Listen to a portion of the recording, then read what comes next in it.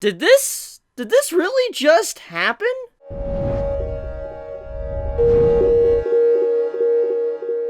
Can we just talk about the fact that Mitsuru and Kokoro's relationship has progressed further than Hiro and Zero Two's with this episode? Like, yo, what? I'm pretty shocked. I'm really shocked. I mean, it's been implied for a while that something was going to go down with Kokoro because of, her learning about childbirth and stuff, so it was only a matter of time until something like this became very important for the main plot of the story.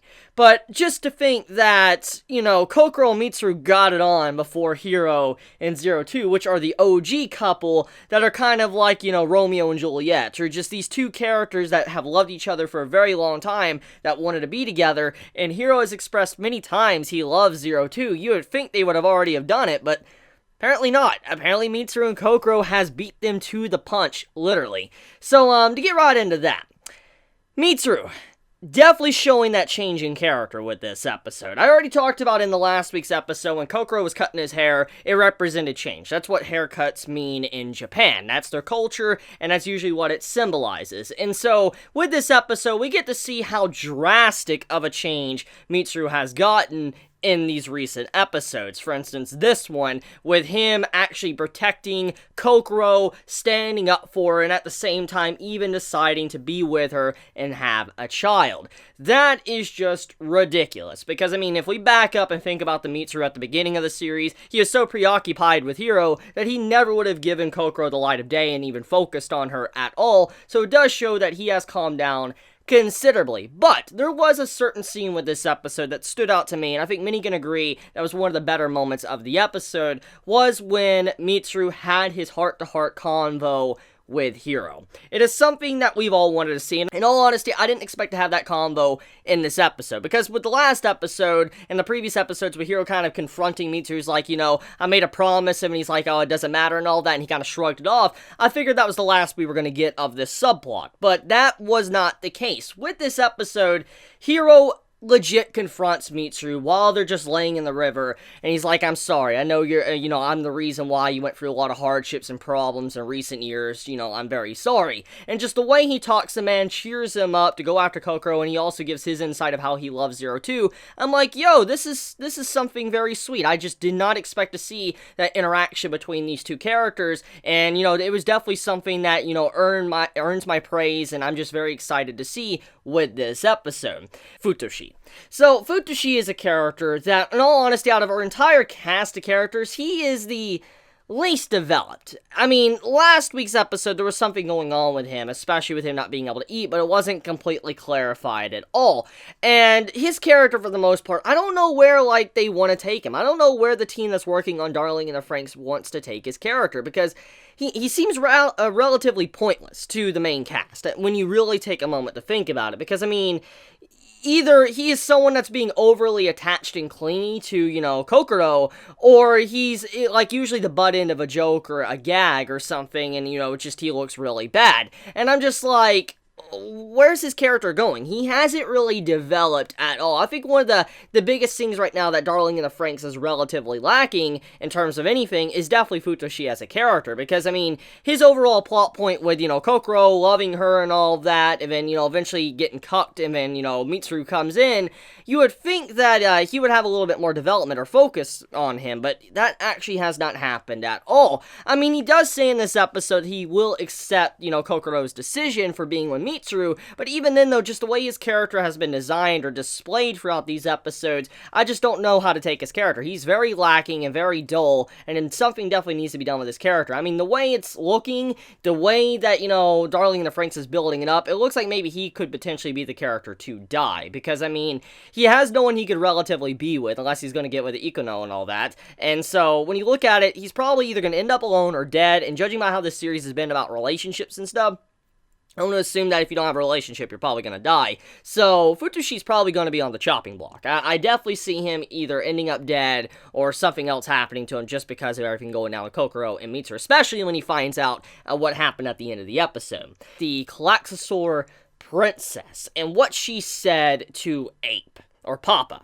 She said wannabe humans when she took them down. And she removed their mask, which I want to point out that it was a very subtle scene, but the way it was done, she removed their mask, which was emphasizing that there was something hidden, something very different about their faces that, we don't really know or understand right now. And for her to do something like that, it most likely is a reference to something very critical for the plot of Darling in the Franxx. But she says wannabe humans, and then her scene just ends right then and there. And I'm just like, why would they do that? Like, why did she say that, of all things? I mean, from our understanding of from what we have seen from the series, it always seemed like the Klaxosaurs were the monsters. They seemed like these creatures that were not human. They seemed like these creatures that could end the entire planet just because of how they've been displayed. And as many, not just myself, but many have been talking about, there was a very likely possibility that the Klaxosaurs were very misunderstood. Maybe they were just defending their world. They were defending this planet or something. Maybe there was some form of issue. Humanity was mining the magma and they caused an issue with this, Klaxosaur species. Something like that could have potentially happened, but that does not necessarily seem to be the case. It's close, but that's not exactly the case. One of the big things of this episode that I think many are going to come to the conclusion to is that the Klaxosaurs, they are definitely, in some ways, possibly the original humans. Let me explain. So, with her saying wannabe humans, the way you can look at this is maybe Ape and Papa and the Klaxosaurs are like different branches of humanity. Kind of like one side of humanity decided to go down the technological route, and one of the side of humanity decided to go through evolution and, just changing of the body, mutations and stuff. I feel like that's kind of what the differences are between the Klaxosaurs and Ape. Most likely they just have different ways of how they wanted to continue the human race, and that's where they ended up, and now they're at a war of the odds with each other because they have their own viewpoints on how they want to take society, how they want to take humanity in the first place, which is probably why the Klaxosaur princess said wannabe humans. Or, if we're going by the convo that was said at the end of the episode when it was revealed that Ape is actually in space, which, yeah, I mean, it wouldn't be a Trigger show or it wouldn't be anything made by Trigger if we didn't see our characters in space, because when it comes to these type of shows, there needs to be space.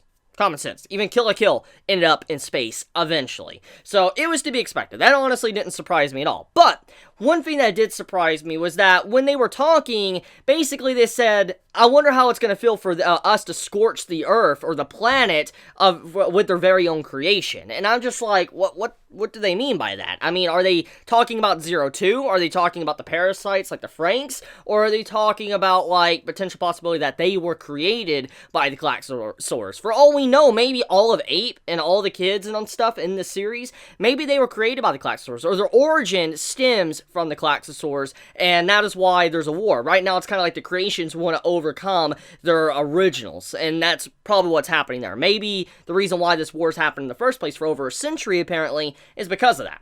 So, a lot of information, a lot of things to speculate on when it comes to this episode, and I truly appreciate that quite a bit. Now, speaking of speculations and stuff, we got some confirmation on Hero at the beginning of the episode. So, Hero, he's developing horns. He's got blue horns coming out, which I think by now, if you have been around the, Darling in the Franxx community, most likely you have heard the theory about the Blue Ani theory. I don't know who started it, I have no idea who created it, but it's a very common story, though, in Japan with the Red Ani, Blue Ani, and, with the whole thing with 02 and how she's an Ani. It's always been represented that she possibly might find love in a Blue Ani, which Hero would be that, person. And there you go. We have the Blue Ani, which is Hero. There's a lot more to the story. If you're interested, you could just look up the story of the Red Ani, Blue Ani. But, I mean, now it is confirmed officially that that symbolism was there the entire time. And Hero actually is turning into a Klaxosaur just like 02. Now, here's my question. What's really causing this evolution in Hero? Why is he mutating or changing? Was it because of the blood he ingested when he was a kid? Was it because he decided to ride with 02? Or was it because of both things? For instance, because of the blood he ingested in, riding with 02, it sped up the process? Or could it be something else entirely? Maybe because the way Hero has been raised, maybe he's just, going down an evolutionary path similar to the Klaxosaurs if we're going with what I said earlier in this video. Because remember, as I said, maybe Ape and the Klaxosaurs represent two sides of humanity. One that chose a different route of evolution on each side. So what if what Hero is going going through is kind of what the Klaxosaurs went through and how they became, what they are today. And the reason why they stopped puberty within, humans is because they don't want them turning into Klaxosaurs. That could be the possibility going on here. Now, speaking of, puberty and stopping it and all of that, so we get clarification to what happens to the children, the parasites, when they get older.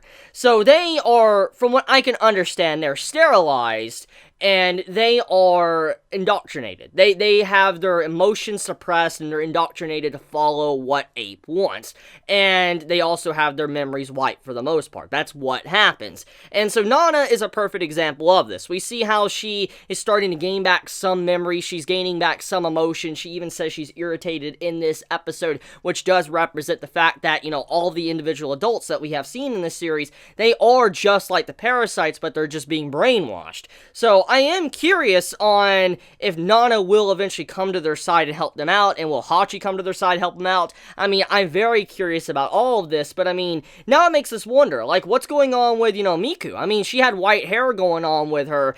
She was obviously getting older, and most likely it's because she, was cloned or something, but if they're keeping parasites around and all of that, and they just, brainwash them, then why was Miku showed to have, like, white hair? Like, why is that going on? Unless they can stop the aging process because of whatever they do to them once they brainwash them, something like that. But whatever the case may be, though, we have the fact that, right now we do get confirmation that most likely the woman that Zorami met a while back was probably his mother. It's very clear now that that was probably his mother, and then she was brainwashed, mind controlled or whatever, where she doesn't have her own emotions, and there we go.